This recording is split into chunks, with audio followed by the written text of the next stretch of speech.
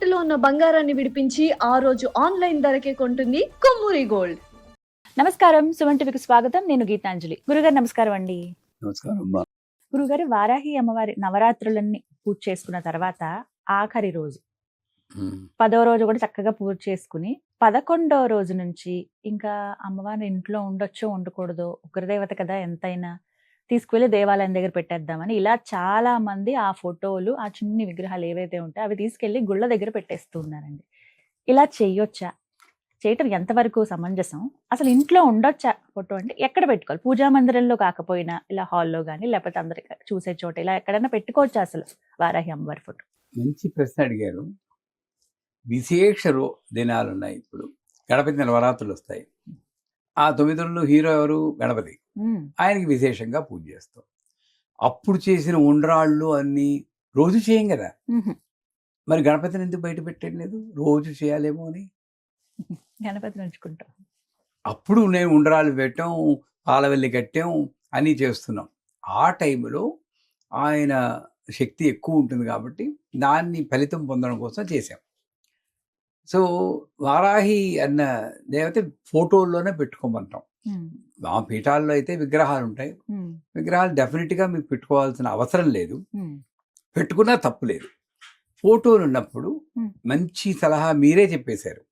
ఆ ఫోటోల్ని పూజ అయిపోయాక మీకు అంతగా ఫోటో అక్కడే ఉంటే అక్కడే ఉంది, దూపం చూపించాలి అని మనసు పీకుతూ ఉంటే ఆ ఫోటోని లివింగ్ రూమ్, అందరూ వస్తారు కూర్చుంటారు కదా, ఆ రూమ్లో పెడితే చాలా మంచిది.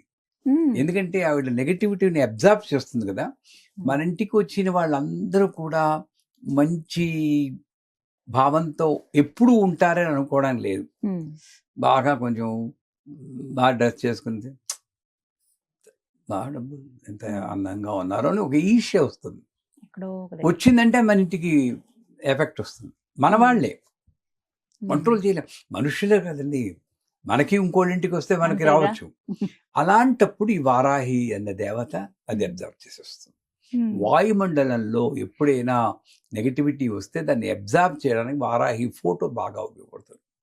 అంతేగాని ఇవి రోజు పూజ చేయాలి అసలు ఆ ఉద్దేశంతో దేవాలయం దగ్గర పెట్టడం తప్పు. ఎందుకంటే ఓకే, నీ ఇంట్లో ఉంటే నీకు పూజ చేయాలేమో, నీకు చెడు లేకపోతే చెడు జరుగుతుంది. రోడ్డు మీద పడిస్తే దేవాలయం పెడితే దేవాలయానికి చెడు జరిగినా పర్లేదా? తప్పే కదా అది. అది కూడా తప్పు. శివుడి మీద శివుడు పువ్వు ఇస్తే ఆ పువ్వు తీసి ఇక్కడ పెట్టుకోవడానికి మా భయం. ఎందుకంటే శ్మశానంలో ఉన్నారు కదా, ఆయన పెట్టుకోకూడదు. అది తీసుకొని నంది మీద పెట్టేస్తారు. వాడు భస్మం అయిపోయినా పర్లేదు మనం. తప్పేనా?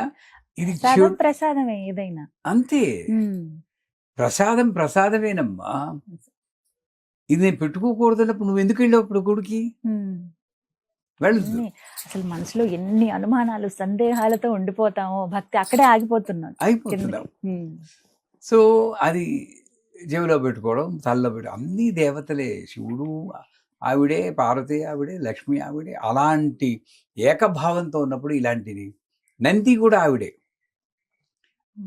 ఆవిడ తప్పితే ఏకైవాహం జగత్తిత్ర ద్వితీయా కామా పరా అని ఉంటుంది. నేను తప్పితే ఇంకోడెవడు లేడురా. పశ్యత దుష్ట, చూడరా దుష్ట, వీళ్ళందరూ బ్రాహ్మి మాహేశ్వరి వాళ్ళందరూ నేనే అని లోపల తీసేసుకుంటాను. 10వ అధ్యాయంలో చండీ పాఠంలో. అంచేత ఈ అనుమానాలు అజ్ఞానం నుండి బయటపడినప్పుడు మనకి ఇలా ఫోటోలు బయట పెట్టేయాలి. ఏదో ఆ యంత్రం రాగానే ఏదో ఉద్యోగం పోతుంది అనుకోండి, ఆ యంత్రం తీసుకెళ్ళి మనం ఏమైనా క్షుద్ర యంత్రాలు పెట్టుకున్నావా? పెట్టుకునేది ఏంటి? శ్రీ యంత్రం లేదా వారాహి అమ్మవారు. సో అంచేత అవన్నీ అజ్ఞానంతో చేసే పనులు, అలాంటివి చెయ్యకూడదు అసలు. మీరన్నట్లు లివింగ్ రూమ్లో పెట్టుకుని పూజ కూడా చేయక్కర్లేదు. సర్వదేవ నమస్కారం కేశవం ప్రతిష్ఠిత. మీ ఛానల్లోనే ఒకసారి చెప్పాను, పూజ గదిలో అందరినీ ఇరికించి పెట్టి ఒక స్టోర్ రూమ్ లా తయారు చేయకండి. వాళ్ళకి ఊపిరాడాలి. చెప్పాను, గుర్తుందా? ఆ ఒక్కొక్క విగ్రహాన్ని తీసుకొచ్చి మీ అబ్బాయిల రూమ్ లో ఒకటి, అమ్మాయిల రూమ్ లో ఒకటి, కిచెన్ లో ఒకటి, అలా అలా డిస్ట్రిబ్యూట్ చేయండి. వీలుంటే రోజు ఒక పువ్వు పెట్టండి అక్కడ. మెయిన్ పూజ ఇక్కడే చేయండి, అన్నీ ఆవిడకే వెళ్తాయి. ఈ నమ్మకం నాకు ఉండాలి. అక్కడ నుండి నా సగం జీవితం ధూపం ఇలా చూపించడం, ఇలా చూపించడం, ఇలా చూపించడం, పువ్వులు పెట్టి ఆ పువ్వు తీయడం, ఈ పువ్వు తీయడం, దీంతో నాకు టైం వేస్ట్ అయిపోయింది.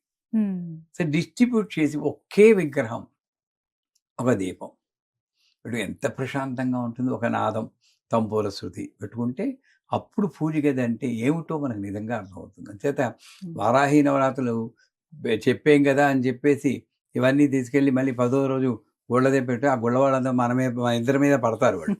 అంచేత ఆ ప్రభావం మాకు రానివ్వకండి, ఏదో మంచి చెప్పడానికి ట్రై చేస్తున్నా కనుక మీ ఇంట్లోనే పెట్టుకుని లివింగ్ రూమ్ లో పెట్టుకుంటే బాగా పనిచేస్తుంది. చాలా చక్కగా వివరించారు గురుగారు. ధన్యవాదాలండి. శ్రీమాత్రం.